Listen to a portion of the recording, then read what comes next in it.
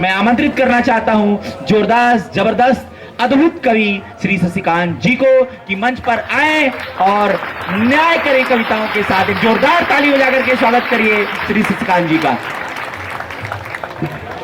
कि इश्क में जलकर हम खाक हो गए, इश्क में जलकर हम खाक हो गए, आंसुओं में खुद को ऐसा धोया कि बस पाक हो गए।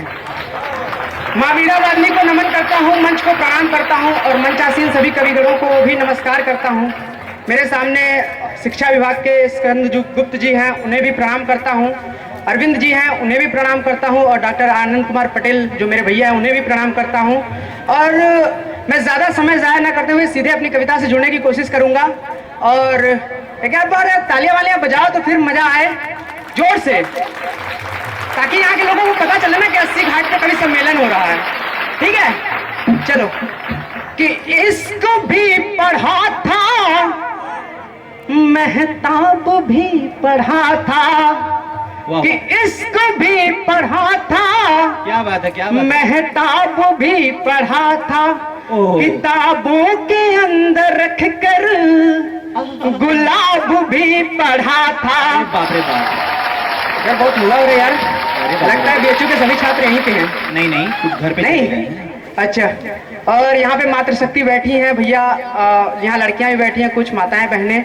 मैं उनसे एक बात कहना चाहूंगा कि अभी भैया चाहे जितना अपने बुक्स में विराट कोहली, सलमान खान, शाहरुख खान या फिर करण जौहर उनके फोटोज अपने बुक्स में रख लो, पर अंत में शादी तुम्हारी भैया जेठालाल से ही होने वाली है। क्या बात है, क्या बात है भैया, आप शादी भी तय करा दी है। इधर भैया जितने जेठिए बैठे हैं ना, वो सब खुश हो गए। अरे क्यों नहीं होंगे भाई भैया, ताली वाली सोच के बजाओ, नहीं तो कहीं आजीवन तुम्हें पोटपट लाल बन के न रहना पड़ जाए। क्या बात। ठीक है, चलो जुड़ने की कोशिश करता हूँ। कि इसको भी पढ़ा था, महताब भी पढ़ा था, किताबों के अंदर रख कर गुलाब भी पढ़ा था, उस तक पहुंच न पाई एक लफ्ज मेरी ज़बान से, उस तक पहुंच न पाई एक लफ्ज मेरी ज़बान से, महफिल में टूट कर जो ख्वाब भी पढ़ा था, कि इश्क भी पढ़ा था, महताब भी पढ़ा था। अगली लाइन है, मुझे पता है कि जितने यहाँ कुंवारे बैठे हैं वो तालियां वाले तो बजाएंगे, और हमारे कुछ ऐसे नौजवान भी यहाँ बैठे हुए हैं जिनको मैं हायर करके लाया हूँ। यार तालियां वाले बजाओ, देखो ठीक है, वो वहां बैठे हैं, नहीं तो जो सुबह का पार्टी वार्टी है ना, सब कैंसिल हो जाएगा भैया। ठीक है, चलो। कि 2-4 जाम नाम पे हम और पी गए। अच्छा भैया, यहाँ पे नंद जी हैं, पाठक जी हैं, और ये जाम के नाम पे खुश हो जा रहे हैं, बताइए। क्योंकि जाम का उल्टा होता है मजा। क्या बात, क्या बात।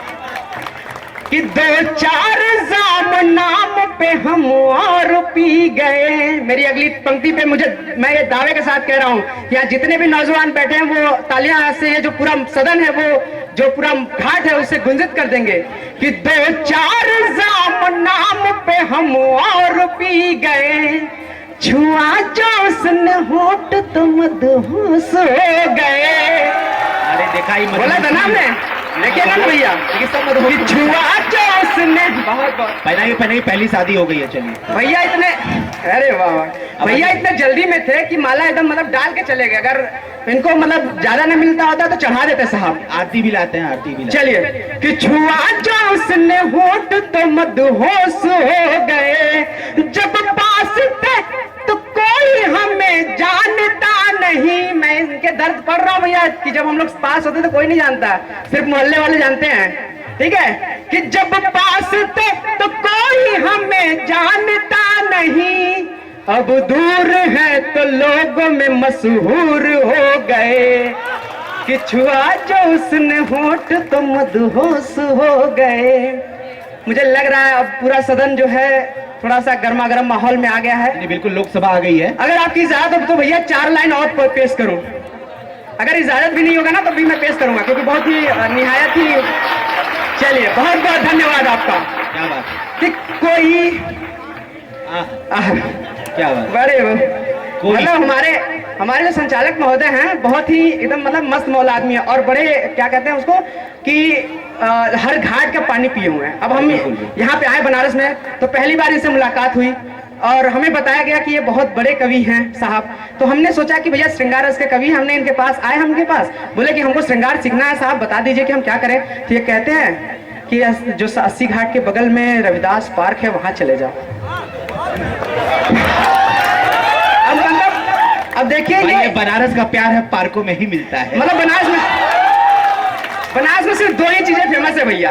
एक तो जहां हम लोग कवि सम्मेलन करा रहे हैं 80 घाट, और 80 के जस्ट बगल में रविदास पार्क। तो भैया हम इनके, अब ये बड़े कवि हैं, इनकी आज्ञा का पालन करना था तो हम पहुंच गए रविदास पार्क। भैया वहां जब दृश्य हम देखे ना तो हमारा क कहीं और जा रहा था, बीता कहीं और जा रहा था।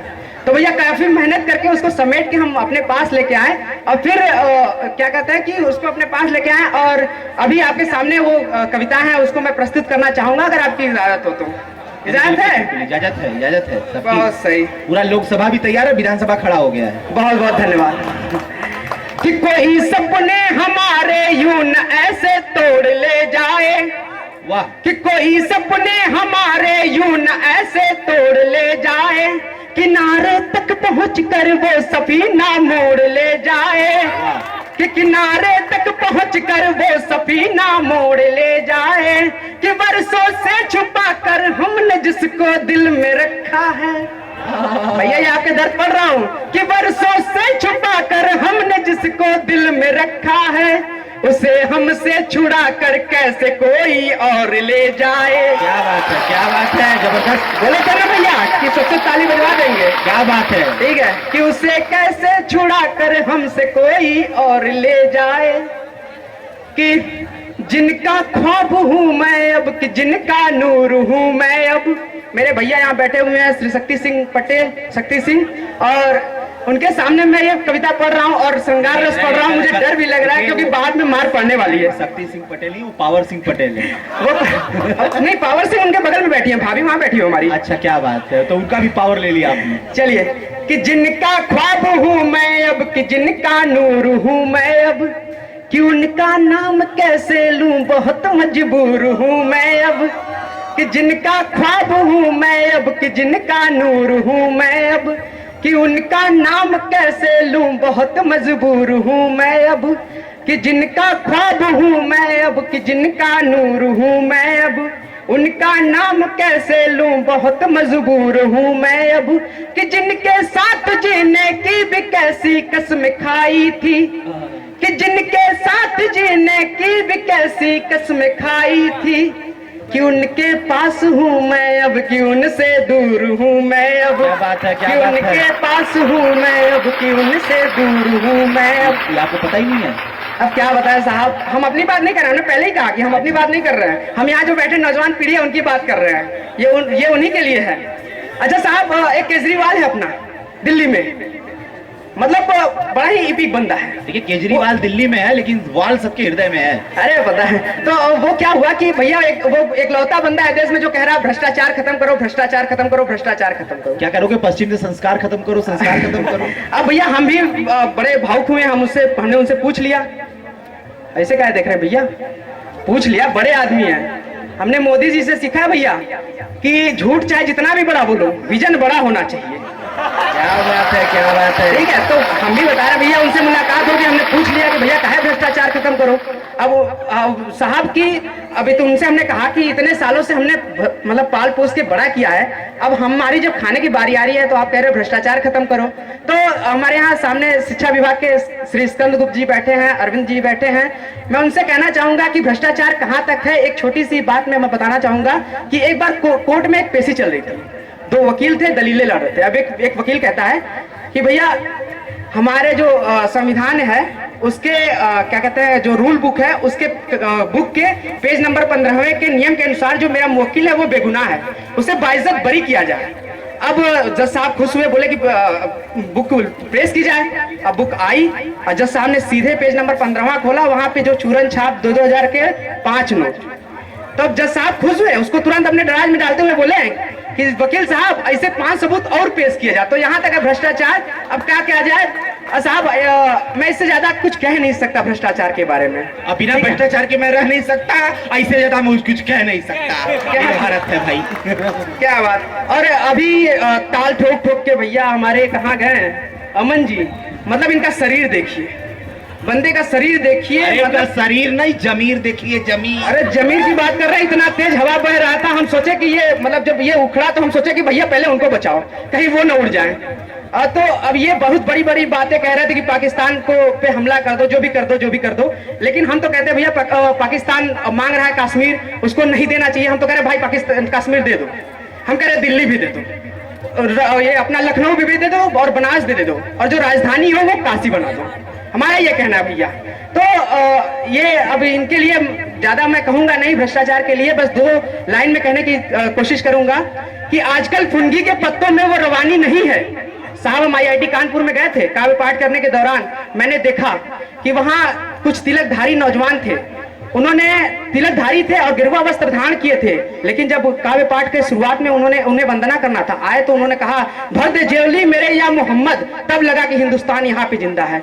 यहाँ BHU है हमारा, वहाँ जिंदा हुआ है, ये 80 घाट है, यहाँ जिंदा है, जहाँ की हम लोग आपस में यहाँ इतने लोग बैठे हैं, इतने तादाद में, और ये हम लोग यहाँ पे बैठे हुए हैं, हम कुछ भी बोल रहे हैं, आप सुन रहे हैं, हमारे अंदर कोई द्वेष नहीं है। हमारे अंदर द्वेष किसने पैदा की, मैं वो कहने की कोशिश करता हूँ कि आजकल फुनगी के पत्तों में वो रवानी नहीं है, आजकल फुनगी के पत्तों में वो रवानी नहीं है। अरे मोहब्बत तो है पर कहानी नहीं है, कि आजकल फुनगी के पत्तों में वो रवानी नहीं है, मोहब्बत तो है पर कहानी नहीं है। पर जाने कौन हमारे नस्लों में जहर घोल रहा है, न जाने कौन हमारी नस्लों में, हमें पता है कि आप जानते हैं कि कौन घोल रहा है, ठीक है, हम न जाने कौन हमारे नस्लों में ये जहर घोल रहा है। अरे आंखों में खून तो है पर पानी नहीं है, तब मैं कहना चाहूंगा।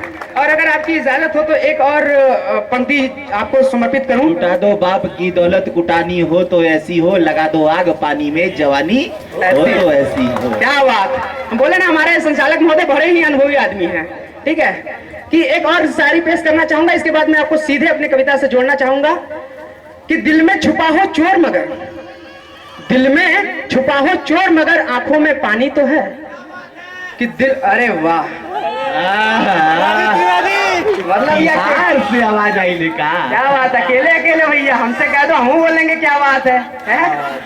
कि दिल में छुपा, ध्यान देना, कि दिल में छुपा हो चोर बहुत, आंखों में पानी तो है, अरे आसमां है मगरूर बहुत, शायद कुछ कहानी तो है, बेशक किसी यार ने पीठ पे खंजर ना भोंका हो। ये कहते हैं ना कि पाकिस्तान हमला कर रहा है, ये हमला कर रहा है, हम कहते हैं भैया हमारे अगर जब तक हमारे बीच का कोई बंदा ऐसा ना हो, वो साथ न दे, तब तक ये पॉसिबल नहीं है।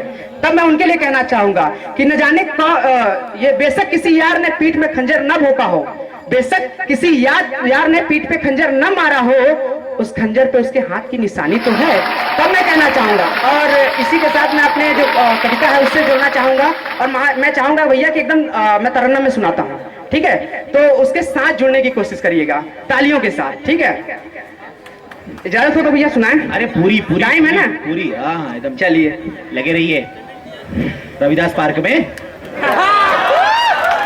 क्या बात,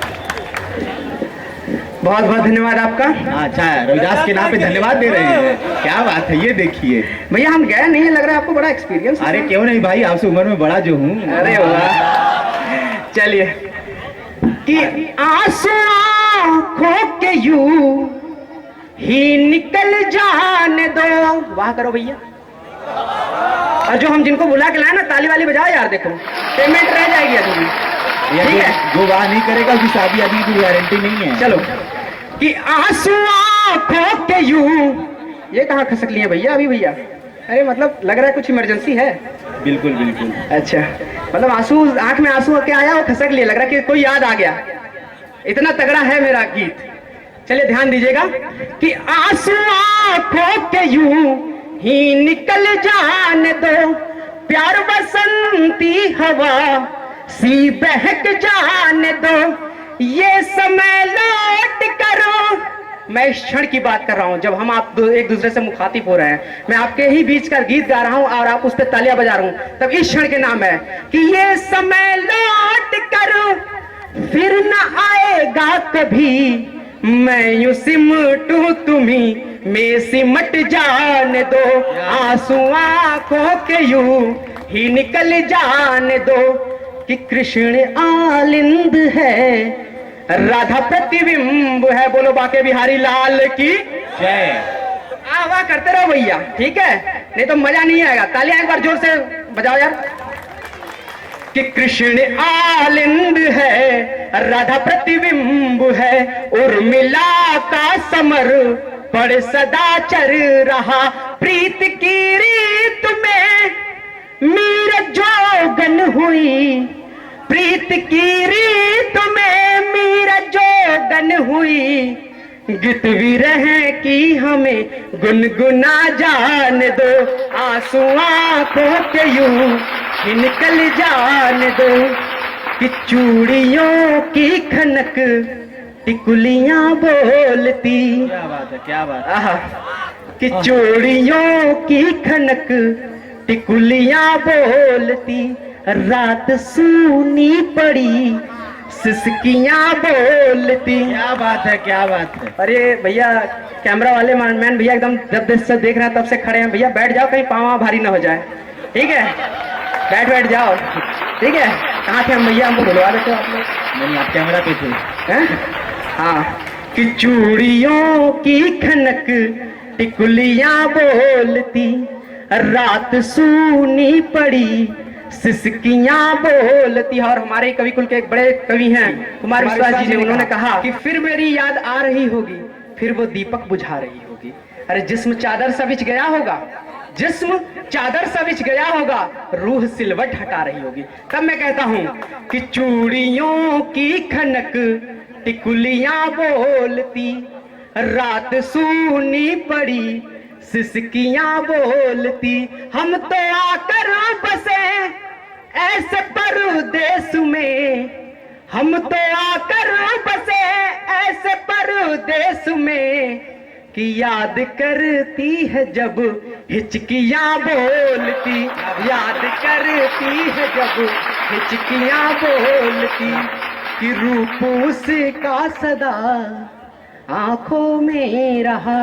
और मुझे पता है कि इन पंक्तियों के साथ आप लोगों के चेहरे पे एक झिलमिल सा चेहरा आ रहा होगा, क्योंकि हर एक आदमी कभी ना कभी किसी न किसी से मोहब्बत जरूर किया होता है। बिल्कुल, वो कभी भी हो सकता है भैया, वो सबसे मोहब्बत करता है लेकिन अपने आप से मोहब्बत नहीं करता है, यही दुख है। क्या बात, कि रूप उसका सदा आंखों में रहा, भंवरा था मैं जो कली पर ही रहा, कि मेरे दिल की तड़प, ये मेरे दिल की तड़प नहीं, यहाँ जितने भी लोग बैठे हैं उनके दिल की तड़प मैं पढ़ रहा हूँ, कि इनके दिल की तड़प बादलों को भी थी, बूंद पड़ती रही वो बरसता रहा, बूंद पड़ती रही।